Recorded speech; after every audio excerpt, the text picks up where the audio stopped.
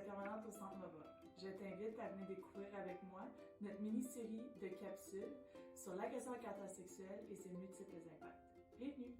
Dans la capsule d'aujourd'hui, venez tester vos connaissances au niveau des agressions à caractère sexuel, avec quelques mythes et réalités. L'agression à caractère sexuel est aussi fréquente que les autres crimes. C'est faux. Même si la plupart des gens croient que l'agression à caractère sexuel arrive à un petit nombre de femmes, en fait, une femme sur 3 sera victime d'agression sexuelle au courant de sa vie. Les femmes victimes d'agression sexuelle en sont quelquefois responsables. C'est faux. La victime n'est jamais responsable de l'agression à caractère sexuel. Peu importe la façon dont elle est habillée, si elle a consommé, si elle est seule, l'agresseur est toujours responsable. Il a le choix de commettre cet acte ou non.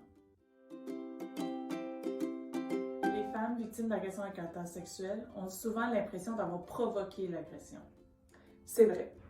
La majorité des femmes victimes d'agression à caractère sexuel s'en sentent responsables ou coupables. Cela est causé et influencé par les fausses idées qui sont répandues dans notre société en lien avec les agressions à caractère sexuel. Après une agression sexuelle, dans la majorité du temps, la femme aura des blessures corporelles visibles. C'est faux. L'agression à caractère sexuel est en tant que telle une forme de violence physique et émotionnelle. Par contre, elle est souvent accompagnée de menaces et de manipulations de la part de l'agresseur. Par conséquent, il n'y a pas toujours de blessures corporelles physiques. Les blessures peuvent aussi se retrouver plus au niveau vaginal, par exemple, donc elles ne sont pas visibles par tout le monde. Cela ne signifie pas, par contre, qu'il n'y a pas une agression à caractère sexuel s'il n'y a pas de blessure physique visible. Après une agression à caractère sexuel, on peut s'attendre à une crise de larmes incontrôlable ou à une panique totale de la part de la victime. C'est faux. Il n'y a pas de réaction normale suite à une agression à caractère sexuel. Toutes les femmes peuvent réagir d'une différente façon. Oui, elles pourraient avoir une crise de larmes incontrôlable, mais elles pourraient être aussi très calmes. Il ne faut donc pas se fier à ça pour savoir si une femme a été victime d'agression à caractère sexuel. Les femmes ont tendance à dénoncer l'agression si elles connaissent l'agresseur.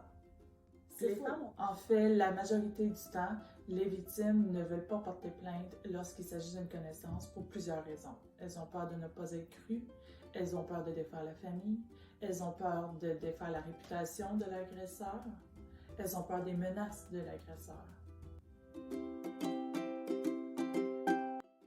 Les agresseurs ont tendance à choisir que des jolies femmes comme victimes. C'est faux. Puisque l'agression à caractère sexuel, c'est un acte de domination et d'un abus de pouvoir, le physique de la victime ne viendra pas influencer le choix de l'agresseur. En fait, cela vient juste amplifier le mythe que les victimes provoquent les agressions à caractère sexuel. L'harcèlement sexuel en milieu de travail est une forme d'agression à caractère sexuel. C'est vrai, l'harcèlement sexuel est une forme d'agression à caractère sexuel. Elle peut prendre différentes formes dans le milieu de travail, mais encore une fois, il s'agit d'un abuseur qui veut imposer ses désirs, ses opinions et ses touchés, ses commentaires chez une victime. Merci de m'avoir accompagné durant cette capsule. Je t'invite à aller compléter la série sur notre compte YouTube Centre Nova. Merci, à la prochaine!